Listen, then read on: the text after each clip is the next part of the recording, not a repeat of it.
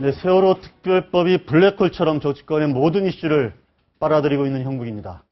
꼬임 매듭 풀어줄 해법은 없는지 강지원 변호사, 조수진 동아일보 정치부 차장과 함께 이야기 나눠보겠습니다. 안녕하십니까? 안녕하세요. 안녕하십니까? 네.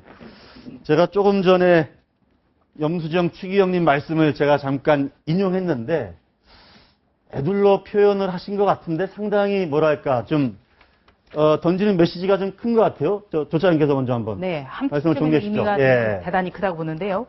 우선 아픔을 해결할 때 누가 그 아픔을 이용해서는 안 된다. 네. 그다음에 두 번째는 세월호 유가족들이 생각하는 대로 이루어지면 좋겠지만 어느 선에서는 양보해야 서로의 뜻이 합쳐진다. 네.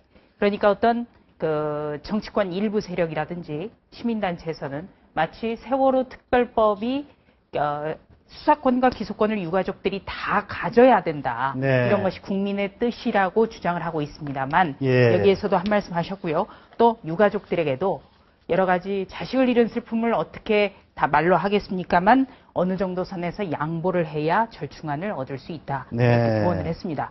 일부 진보 매체에서는 그 염수경 추경에 대해서 굉장히 비판도 내놨는데요. 아, 지금 자막이 잘못 나가고 있네요. 바로 고쳐주시기 바랍니다. 네. 그 일부 진보 언론이라고 하는 여러 매체에서는 또 염수경 추경 비판에 나섰는데, 언론도 종교와 역시 마찬가지로 어떤 국론 분열을 가중시켜서는 안 되겠다 이런 생각도 해봅니다. 지금 추기경이시기 때문에 무슨 정치권의 논란에 본인이 이게 답이다, 누가 잘못됐다, 이렇게 말씀을 하시진 않으신 것 같고요. 정치권이 이걸 이용해서는 안 된다 이런 말도 안 했어요. 그냥 이용해서는 안 된다 이렇게만 말씀하셨어요. 네. 어떻습니까? 그런데 지금 상황이 강 변호사님, 정치권이 좀 이런 상황 이 세월호의 유족의 아픔을 이용하는 상황이라고 봐야 될까요? 어떨까요? 지금 상황이 아주 형편이 없죠. 어떻게 해서 이 세월호 사건이 이렇게 결국은 정파적 대립으로 이렇게 흘러가고 또 우리 사회의 고질적인 계층 간 이념관 무슨 이렇게 갈등이 있지 않습니까? 그게 그대로 답습하는 것 같아요. 어느 사이에 이렇게 쫙 갈아섰는지 전 자다가 일어나도 이해가 안 가요. 이게 그런 문제가 아니거든요. 그래서 이거에 대해서 다들 책임감을 좀 느껴야 할 것 같아요. 이러면 안 됩니다. 지금 지금 여의도 정치는 거의 실종이 되고 지금 화면에도 지금 광화문이 나오지만 오늘 오전 상황이죠, 저게 지금? 네, 그렇습니다. 오늘 아침에 새정치민주연합 의원들 60여 명이 세 대의 버스에 나눠 타고 광화문 광장에 내려서 지금 3m 간격으로 피켓 시위를 하고 있습니다. 그러니까 지금 여의도 정치는 지금 실종되고 광화문 정치가 지금 활개를 치는 양상이 아닌가 지금 이렇게 좀 보여지는데 지금 광화문 광장이나요. 어제 새정치민주연합이 찾은 곳이 바로 이제 청와대 분수대였는데 중국인 관광객들이 영화 촬영을 하는 줄 알고 연신 휴대전화나 디지털 카메라로 이 새정치민주연합 시위 현장을 계속 촬영을 했다고 합니다. 아주 중국 관광객들에게는 희한한 구경거리가 되고 있습니다.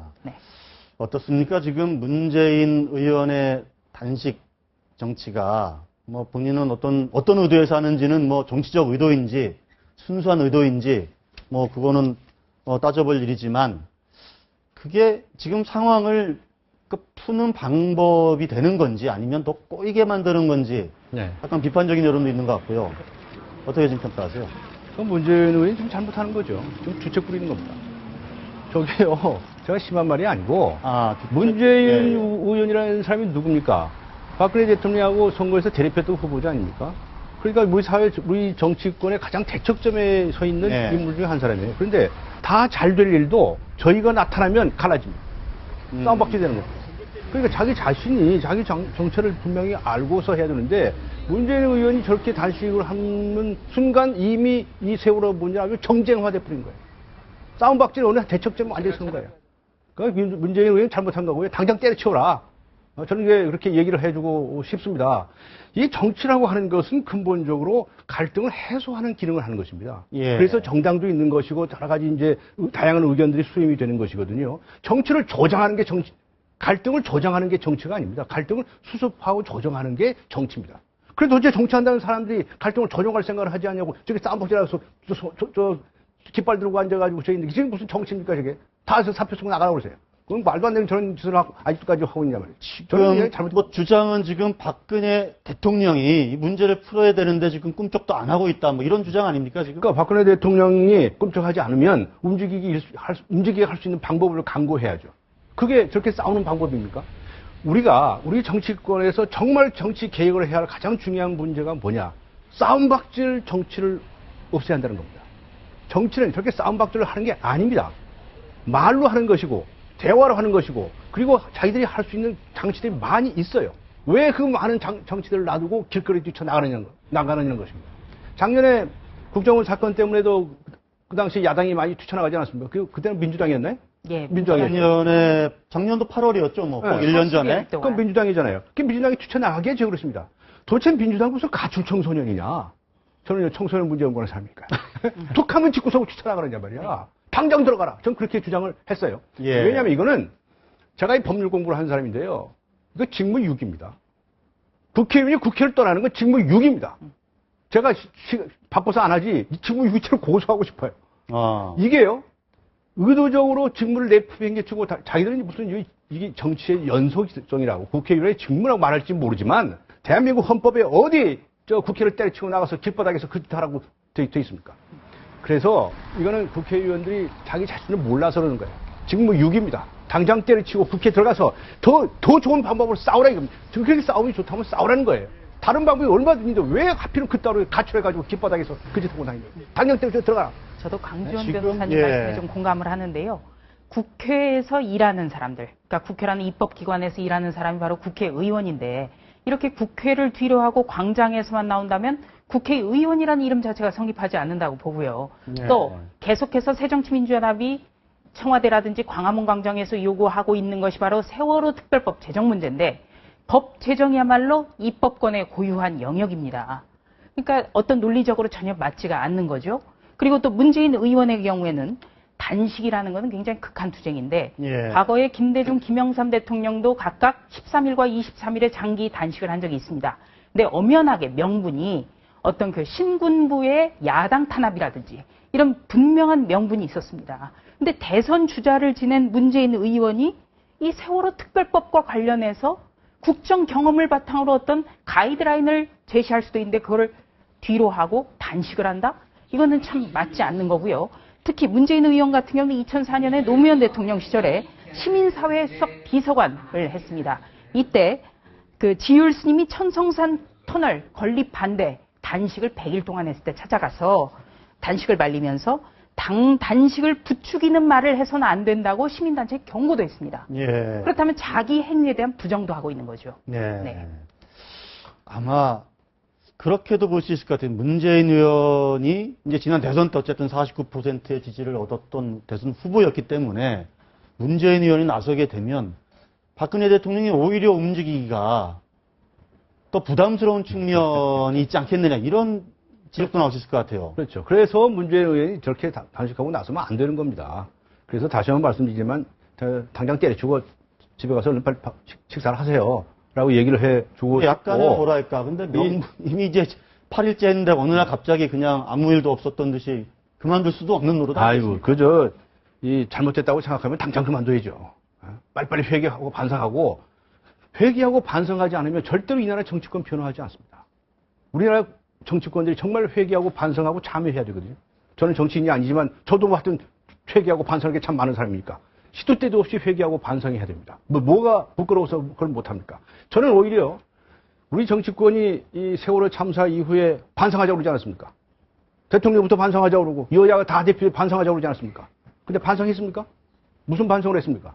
그래서 저는 정말 우리가 반성하는 모드로 가야 되고 그렇다고 한다면 정말 세월호 유가족이나 다른 국민들에게 더 겸손한 자세로 다가갈 수 있을 것이다. 과거는 다 덮고 좀 변화하자 이렇게 제안을 하고 싶습니다. 예를 들어서 뭐 청와대의 뭐 대통령이 아니라 뭐 청와대 아까 말씀한 수석이나 뭐 이런 분들이 잠깐 단식 농성장에 가서 뭐 이런저런 어떤 그 대화를 하는 방법도 있을 수 있지 않나요? 그렇죠. 이미 청와대는 또 그 정무수석 비서관도 있기 때문에 정무수석이 한번 가서 어떤 대화를 나누고 어떤 그 단식을 중단하는 어떤 명분을 주는 것도 좋은 방법이라고 생각을 합니다. 네. 그저 청와대에서도요, 대통령이 직접 못 만나 하더라도, 예. 그 비서실장도 있고 비서관들도 있습니다. 네. 이런 얘기가 있어요. 앞으로 계속 그럼 이 청와대 입구죠. 거기 와서 단식하고 농성하면 다 만나줘야 되느냐는 얘기도 할 수도 있습니다. 그런데 옛날부터 다 그 사람을 만나는 게 공직자들의 자세입니다. 그거 왜 안 만납니까? 그렇다고 해서 꼭 답을 주라는 것도 아니고 서로 격려하고 위로해 주는데 말 한마디 주는데 뭐가 이렇게 돈이 아까워서 그러는 겁니까? 못하는 겁니까? 그래서 저는 저 마음의 문을 좀 열고 여당도 그렇고 청와대도 그렇고 예. 만나라. 만나서 서로 잘해보자고 서로 격려하고 좀 그러자. 그런 모습을 보여줘야 우리 같은 사람도 보기에 야, 참 흐뭇하다. 이런 기대를 하지 않겠습니까? 네. 그게 좋은 정치 아닐까 싶어요. 지금 야당의 지금 장외 정치를 아주 비판하시고 빨리 돌아가라고 지금 말씀하셨는데 야당 내에서도 장외투쟁 안 된다 이렇게 예. 반대하는 서명 의원들이 있었지 않았습니까? 예, 드디어 중도파 의원들이 어제부터 본격적인 공개 행보에 나섰는데요. 네. 그동안은 어떤 강경파의 어떤 그 위세에 눌려서 공식 발언을 한다든지 집단 행동을 한다든지 이런 게 없었습니다. 예. 근데 드디어 어제 저녁에 그 연판장을 돌렸습니다. 국회 밖으로 나서서는 안 된다. 예. 더 많은 국민을 바라보고 정치를 해야 한다. 네, 이런 얘기를 담았습니다. 지금 화면에 보니까 호남의 한 의원 이렇게 되어 있는데 이분은 실명을 밝히질 않았네요. 네, 그렇습니다. 지금 서명은 15명을 했는데요. 예. 이 의원들의 얘기를 들어보면 한 30여 명가량 된다. 장외투쟁으로 나가서는 안 된다. 그렇습니다. 그런데 다만 이 의원총회라든지 각종 회의에서 강경파들과 맞닥뜨리는 게 싫어서 비공개로 해달라고 요청을 많이 했다는 겁니다. 예. 네. 그래서 오늘 오후 4시부터 다시 한번 이 서명파 의원들이 지금 모임을 갖고 있는데요. 예. 네. 앞으로 어느 정도 규모까지 채워서 새정치민주연합은 시민단체와 다르다. 우리 당은 중도를 지향하고 민생을 지향한다. 이 점을 어떻게 알리고 어떻게 대응해 나갈지를 좀 논의를 하고 있답니다. 대개 어떤 분들입니까? 저 서명파 15인은? 네. 주로 그 호남의 지역을 둔 의원들이 많고요. 예. 네. 김성곤, 김동철, 박주선. 예. 네. 그리고 또 유성엽 이런 예. 분들은 호남 의원이고 또 백군기 의원의 경우에는 3군 사령관 출신. 예. 네. 그리고 또 조경태 의원은 그동안에 부산. 쓴소리 예. 계속해온 부산 삼선이고요. 예. 변재일 의원의 경우에는 그 정통 관료 출신. 그 정보통신부 차관을 지낸 분입니다. 네. 그러니까 어떤 성향적으로 보면 그 국정 운영에 대해서 중요성을 알고 있고 그리고 선수로 보면 상당히 무게가 있고 또 지역으로 보면 또 호남이 많고 예. 또 계파별로 보면 옛 김대중 전 대통령과 호흡을 같이 했던 분들이 많다는 것 이게 특징입니다. 지금 야당은 저렇게 강경파와 온건파로 이렇게 좀 의견이 갈리고 그렇게 된 상황인데 그런 상황에서 지금 여당이 오늘 아마 잠시 후에 유가족 대책위 대표자분들을 이제 그저께 만난 데에서 오늘 또 만나거든요. 네. 이런 형국이 되면 뭐랄까요? 지금 야당은 좀 뭐랄까 지금 야당은 3자 협의체를 주장해 왔는데 예. 야당은 빠지고 지금 2자 협의체가 지금 가동되고 있는 형국 아닌가? 이런 상황이면 야당의 입지가 좀 좁아지는 거 아닌가요? 글쎄요, 뭐 그렇게 뭐 야당 입지까지 생각해 가면서 이렇게 잔머리 굴릴 필요가 없다고 생각합니다. 예. 무슨 얘기냐? 여당이요, 이게 초기 대화를 놓쳤어요.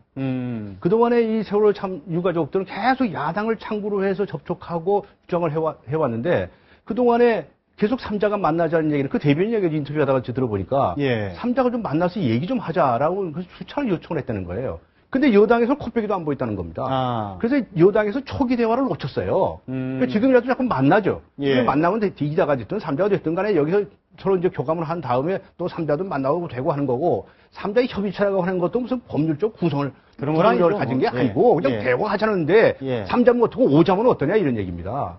그래서 저는 이 여당에서도 마음의 문을 열어라 이렇게 요구를 하는데요. 제가 예. 오늘 좀 드리고 싶은 말씀이 있어요. 여야가 이렇게 세월호 참사 같은 국가적 재난을 두고서 쫙 갈라진 이유가 뭐냐? 이게 당론 정치 때문에 그렇습니다. 당론 정치. 말하면 중앙당 정치입니다. 국회의원의 개별 자율성이 없는 네, 거죠. 정치부장님도 예. 계시고 정치부 차장님도 계시는데 대한민국은 정당마다 당론이라는 걸 만들어 놓고요. 그 당론을 다 따르라고 요구를 합니다. 그렇지 않고 따르지 않으면 배신자라고 그러고요. 싸움박질합니다. 그런데 세계 어느 나라 선진국에 이런 나라가 있습니까? 당론은요, 헌법 위반입니다. 그래서 헌법에 보면 국회의원은 어떻게 되어 있느냐, 46조 2항에 보면 국가 이익을 우선하여 양심에 따라 직무를 수행한다고 되어 있습니다. 국회의원. 예. 그러니까 그리고 더 나아가서 이 국회법 한번 찾아보세요. 114조, 제가 갖고 왔는데 114조 2에 보면 자유투표라는 조항이 있습니다. 예. 그 2002년에 도입된 조항인데 뭐라고 되어 있느냐? 국회에는 소속 정당의 의사에 기속되지 아니하고 양심에 따라 투표한다고 되어 있어요. 그러니까 국회의원은 한 사람 한 사람이 다 국회의원입니다.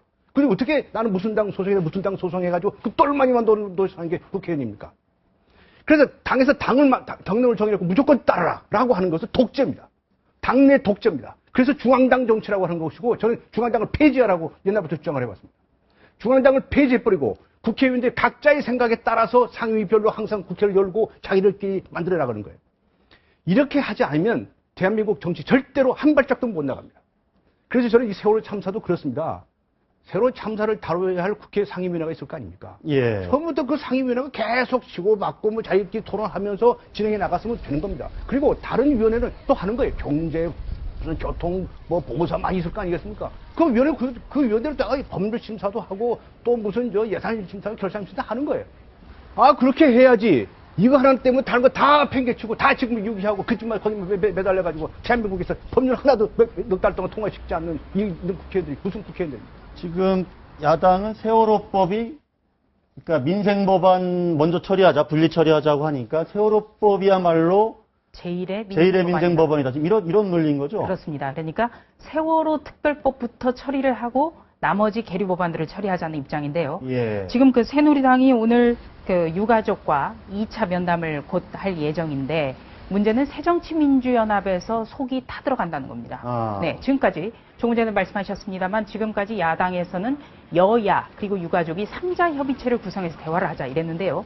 지금 광화문 광장이나 청와대로 새정치연합이 뛰쳐나간 뒤에는 새누리당과 새정치연합 간의 양자 대화는 없고 예. 새누리당과 유가족만 대화를 하고 있습니다. 예. 그래서 오늘 새정치민주연합의 한 호남 의원은 욕은 욕대로 실컷 얻어먹고 예. 네, 왕따가 되고 있는 형국이다. 이렇게 아. 한탄을 했습니다. 아. 네. 어쨌든 잠시 후에 4시 반 아마 4시 반에 열리지 않을까 싶은데요.